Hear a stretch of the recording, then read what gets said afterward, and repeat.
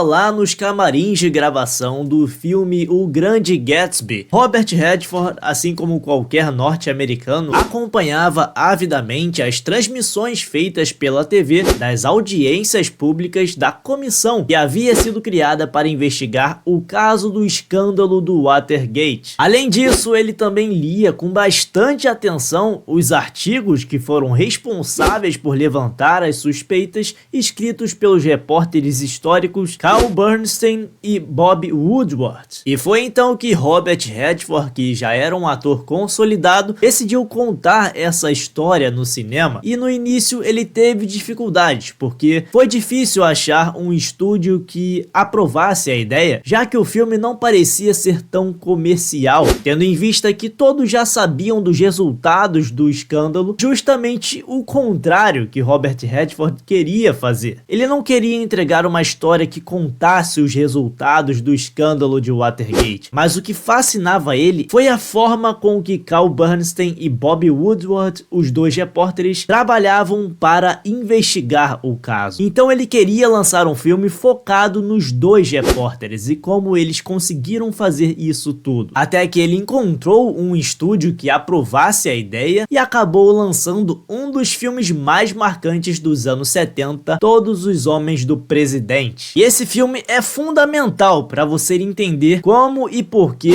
Richard Nixon renunciou ao cargo de presidente da República dos Estados Unidos em 8 de agosto de 1974, uma pessoa que já estava há quase 28 anos na política, e essa havia sido a única vez em que um presidente renunciava ao cargo em quase 200 anos de história. O caso Watergate começou em 17 de junho de 1972, quando 5 homens foram presos ao invadir o escritório do Comitê Nacional Democrata no complexo de Watergate em Washington, D.C. E esses indivíduos estavam totalmente ligados ao comitê de reeleição do presidente Richard Nixon e tinham como objetivo instalar escutas telefônicas para obter informações sobre os adversários políticos de Nixon. O motivo da invasão era claro: garantir a reeleição do presidente, mas o que parecia ser um crime comum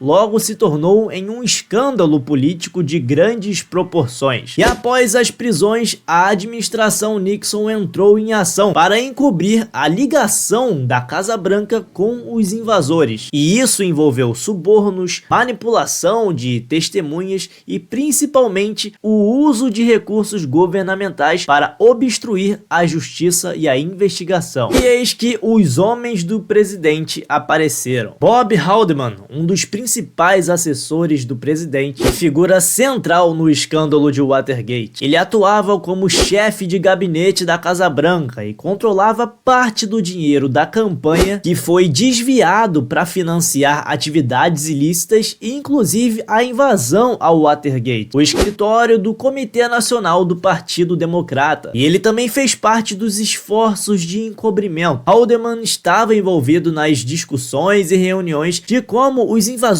seriam pagos e também nas discussões sobre como evitar as ligações entre o comitê de reeleição do Richard Nixon e as atividades ilegais. Basicamente, então, resumindo, ele controlava parte do dinheiro ali da campanha de reeleição do Nixon e parte desse dinheiro seria repassado aos invasores do escândalo de Watergate. E além disso, ele também era um dos responsáveis para tentar evitar que tudo fosse descoberto. Outro homem do presidente era John Ehrlichman, o assessor de Richard Nixon para assuntos internos. Ele estava também diretamente envolvido no planejamento e nas execuções das atividades ilegais. A função dele era encobrir esse escândalo, criando estratégias para silenciar os invasores e proteger a administração usando recursos para suborná-los. Outro homem do presidente foi John Dean, o conselheiro jurídico da Casa Branca, que se tornou uma figura central no escândalo. Ele inicialmente tentou proteger Nixon, mas logo depois se tornaria o delator, revelando muitos detalhes em um depoimento de quase 4 dias, mostrando as tentativas da administração em encobrir a invasão e outras atividades ilegais. Juntando tudo isso com a jornada do herói que tanto conhecemos e verificamos em filmes que gostamos, conseguimos ver também nesse filme Todos os Homens do Presidente os elementos da jornada do herói. Vamos a eles. Mundo comum. O veterano jornalista Carl Bernstein trabalha no jornal Washington Post e conhece um colega chamado Bob Woodward, e eles mal sabiam que estariam prestes a dar o maior furo jornalístico de todos os tempos. Logo depois vemos o chamado à aventura, onde eles descobrem uma estranha invasão ao prédio do Partido Democrata, ali no complexo de Watergate, e eles decidem então investigar para ver o que havia acontecido. E em 30 de junho de 1972, o Washington Post publicou a sua primeira matéria sobre a prisão dos invasores, começando a investigar o caso mais a fundo. E os repórteres Bob Woodward e Carl Bernstein se tornaram protagonistas na cobertura do escândalo, seguindo pistas, descobrindo informações importantes, com diversas fontes para descobrir a ligação entre os invasores e a administração Nixon. E o grande trabalho trouxe,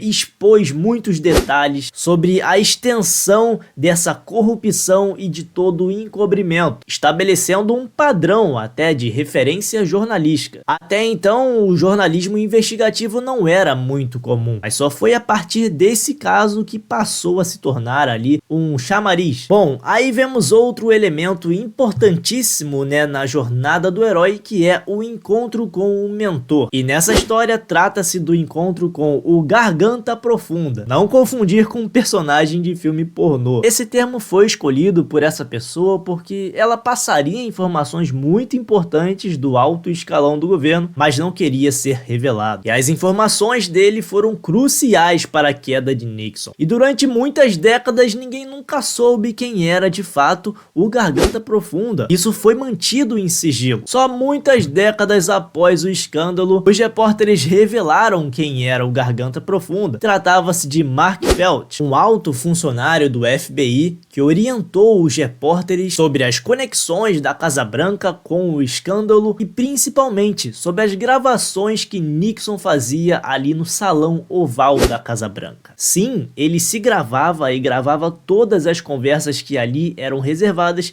e isso no futuro voltaria contra ele mesmo, sendo a pá de cal no seu governo, porque Nixon acabou criando provas contra si mesmo. Vemos também um outro elemento da jornada do herói, a travessia do primeiro limiar. Trata-se do momento em que os repórteres descobrem que a invasão ao prédio do Partido Democrata era apenas uma parte dessa investigação, e que todo o escândalo era muito maior e que poderia levar sim ao impeachment do presidente da República. À medida em que o ano de 1973 se aproximava, o caso Watergate começou a ganhar uma proporção nacional. O povo, que antes não dava muita bola, começou a acompanhar de perto, e principalmente a partir das audiências públicas e com o depoimento de John Dean, um dos homens do presidente, mas que testemunhou perante ao Comitê de Inquérito do Senado sobre o escândalo de Watergate, e revelando que Nixon estava assim ciente do encobrimento e que havia participado ativamente para tentar obstruir a justiça. O depoimento dele foi um ponto de virada na investigação. Foi a partir dali que o povo,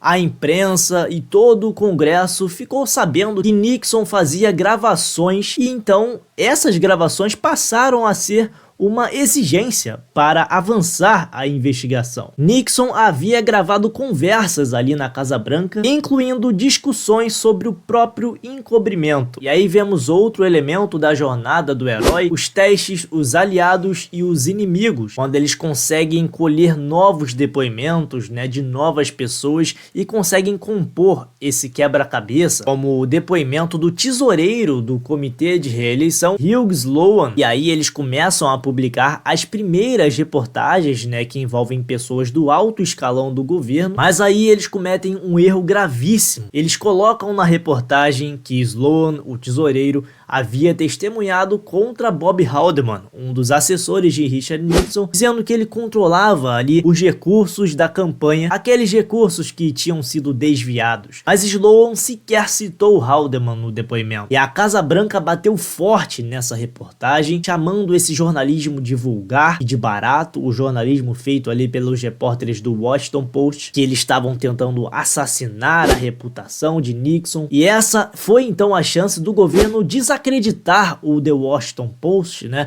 ganhando mais apoio popular, inclusive sendo reeleito. E os jornalistas, inclusive, foram até perseguidos, ameaçados e chegaram a até pensar em pedir demissão, né? Se aproximaram ali de um certo ostracismo, pensando que o que eles tinham em mente de um grande furo jornalístico, na verdade, não seria nada. Então eles voltaram para o seu dia a dia na redação, voltaram a trabalhar, mas não desistiram desse furo jornalístico. Continuaram do jeito deles a investigação. E aí vemos outro elemento da jornada do herói, a aproximação da caverna oculta, onde vemos o encontro dos jornalistas com a fonte principal de toda essa história, né, o Garganta Profunda. E esses encontros acontecem sempre em um estacionamento abandonado de madrugada, às 2 da manhã, e isso de fato aconteceu, fazendo então ali a metáfora da caverna oculta. E nesses encontros ali o Garganta Profunda fornecia a esses jornalistas de muitas informações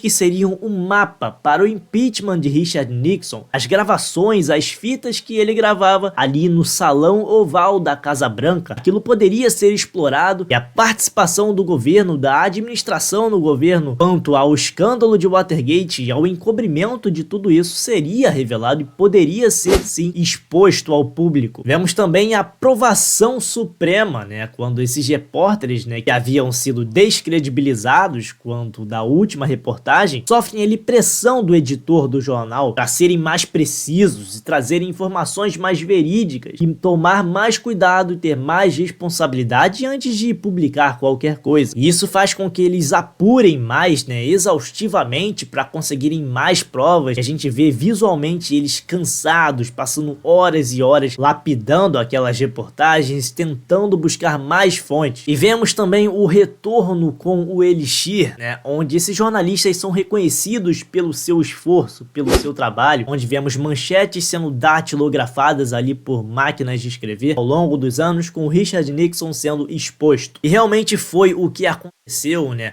O depoimento de John Dean, os promotores que conseguiram confiscar as fitas gravadas por Richard Nixon, e essas fitas, o conteúdo dessas fitas foram fundamentais para dar avanço à investigação. A Procuradoria-Geral do governo exigiu no mínimo 8 fitas dessas que Nixon havia gravado, e ele não só recusou, como iniciou ali um dos movimentos que ficou conhecido como o Massacre do Sábado, porque, primeiramente, o Procurador-Geral selecionou um procurador especial, e esse procurador exigiu as 8 fitas de Nixon. Nixon, então, não só recusou, como mandou o seu Procurador-Geral demitir o procurador especial. O Procurador-Geral não aceitou e não quis mandar essa demissão para o procurador especial e renunciou ao cargo. O vice-procurador-geral também não queria demitir o procurador especial e também renunciou ao cargo. Coube então ao terceiro homem ali daquele departamento, que aí sim cumpriu as ordens de Nixon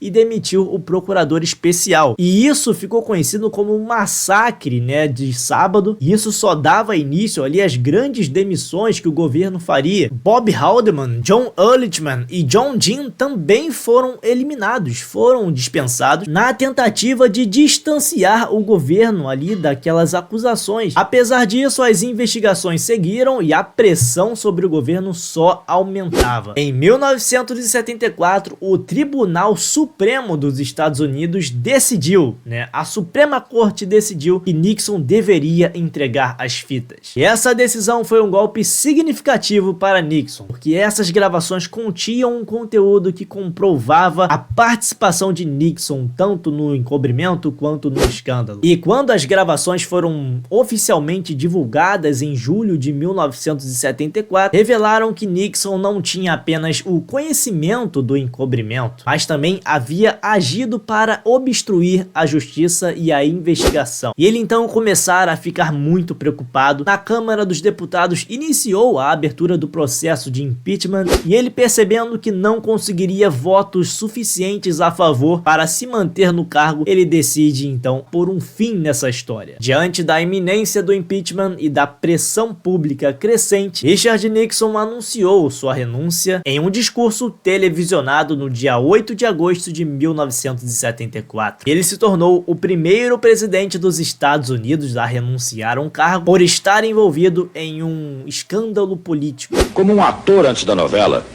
como político que fez sua carreira dominando a televisão e às vezes sendo vencido por ela, Richard Milhous Nixon se despediu do cargo mais visado da Terra com um sorriso. Após a renúncia, o vice-presidente Gerald Ford assumiu a Casa Branca e, para surpresa de muitos, ele concedeu um perdão a Richard Nixon em 20 de janeiro de 1977, o que muita gente não entendeu, isentando ele de qualquer crime relacionado ao escândalo de Watergate. Mas os principais assessores dele haviam sido presos: John Dean, Bob Haldeman, John Ehrlichman, mas Nixon saiu impune. E essa decisão gerou muita controvérsia. O caso de Watergate então não levou ao impeachment, mas sim à queda de um presidente, a sua renúncia. Esse presidente que se autodestruiu, como dito nas suas próprias palavras do seu último discurso, ele criou provas contra si mesmo, né? Ele traiu a população, não cumpriu com o seu juramento e ainda tentou obstruir as investigações e a justiça. E tudo isso você pode acompanhar nesse filmaço, Todos os Homens do Presidente, que inclusive foi indicado ao Oscar naquela temporada de 1977, sendo derrotado por Rocky, um lutador. Bom galera, eu espero que vocês tenham gostado e se gostou, deixa aquele like para ajudar o vídeo, comente aí se você já assistiu esse filme ou se você já sabia dessa história, se inscreva no canal e ative o sininho para não perder os próximos conteúdos e até o próximo vídeo.